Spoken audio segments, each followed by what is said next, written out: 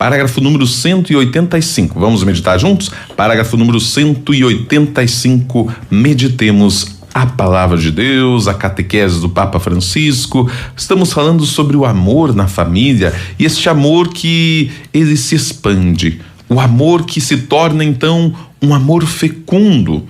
O Papa diz assim: nesta linha, convém tomar muito a sério um texto bíblico que habitualmente é interpretado fora do seu contexto ou de uma maneira muito geral, pelo que é possível negligenciar o seu sentido mais imediato e direto, que é marcadamente social.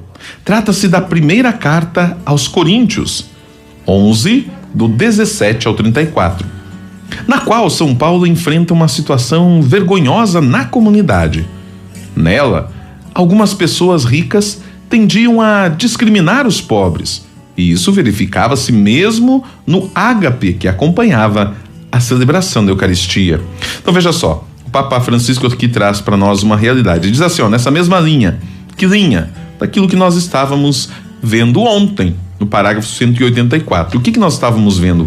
Parágrafo 184. Ele falava sobre a família, que ela deve ser uma família aberta para a realidade que do seu redor, aonde acabam se tornando, o casal acaba se tornando também uma fonte inspiradora para outros casais, para outras realidades, aonde é algo fecundo. E aquela família acaba sendo para a sociedade um dom, um presente para a sociedade. Então o Papa agora está recordando, dentro dessa mesma linha, onde a família precisa ser essa referência também para a sociedade, de um trecho da carta de São Paulo aos Coríntios. Vamos lá então. Esta carta, neste trecho da carta, São Paulo está aqui condenando algumas pessoas que, tidas aqui por ricas, com posses, com propriedades, acabavam então discriminando os mais pobres. Justamente aonde? Na celebração da Eucaristia, no chamado ágape, que era aquele encontro, aquela reunião que hoje para nós é a missa, as reuniões da comunidade. O que então o Papa continua agora nos alertando? Enquanto os ricos se deleitavam com seus manjares, os pobres olhavam e passavam fome. Olha que interessante essa passagem aqui para nós refletirmos também. Já na linha que nós estávamos vendo também, para quem recorda, na terça-feira, isso, né? Na terça-feira, quando nós falávamos daquele texto de Lucas, que Jesus disse: quando fordes fazer uma festa, chamem os mais pobres, chamem aqueles que não vão ter condições de retribuir. Aí você vai então serás feliz. Chama os aleijados, os pobres, os coxos, os cegos. E aí Jesus termina dizendo: então serás feliz. Então, o que estava acontecendo nessa comunidade lá em Corinto, que Paulo recrimina, era justamente o contrário. Enquanto estavam lá os ricos, né, com seus manjares, os pobres apenas olhavam e passavam fome. Isso dentro da comunidade. Não existia ainda a igreja, né? A igreja era a reunião, a igreja era o encontro, não existia o lugar igreja, o templo igreja, né? Então o Papa chama atenção. E olha só que então dizia Paulo: enquanto um passa fome, outro se embriaga. Não tendes casas para comer e beber? Ou desprezais a igreja de Deus e quereis envergonhar aqueles que nada têm? Olha o puxão de orelhas, né? Gente, vamos dar uma continuidade? É um parágrafo longo e o próximo também, mas senão o assunto fica meio perdido aqui, né? Então, terminando esse parágrafo, já vamos para o 186. Terminamos o 185 e já vamos para o 186 dando sequência. E você vai acompanhando junto conosco aí. Pega lá, já pegou? Isso, 186 agora, dando continuidade. A Eucaristia, diz o Papa, exige a integração no único corpo eclesial. Quem se aproxima do corpo e sangue de Cristo não pode ao mesmo tempo ofender aquele mesmo corpo, fazendo divisões e discriminações escandalosas entre os seus membros. Olha que grande puxão de orelhas para nós hoje aqui do Papa. Então, quanto nós vivemos, o que é a Eucaristia? É justamente estar integrado. Formamos um único corpo, porque nos alimentamos do mesmo corpo, que é o corpo de Cristo. Aí o Papa chama atenção e puxa a orelha e diz: olha, e aí não adianta nós vivermos esta comunhão na Eucaristia quando nós acabamos ofendendo o mesmo corpo, quando nós promovemos divisões, discriminações e escândalos. Então nós podemos ter uma vida muito piedosa na Eucaristia. Não recrimino. Parabéns para aquele que consegue viver esta realidade, este amor, esta adoração, mas tudo isso deve vir acompanhado também de uma vivência e de um respeito do corpo de Cristo, que é a igreja. Então eu não profano a Eucaristia, porque é corpo de Cristo, também sou convidado a não profanar a igreja, que também é corpo de Cristo. Na realidade, trata-se de distinguir o corpo do Senhor, de reconhecê-lo com fé e caridade, quer nos sinais sacramentais, quer na comunidade.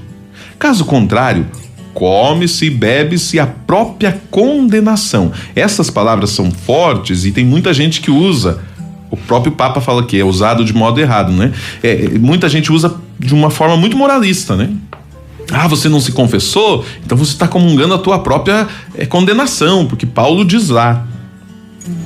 O que Paulo diz, e nós precisamos olhar o contexto para entendermos todo o texto, é justamente vivermos essa discriminação dentro da comunidade.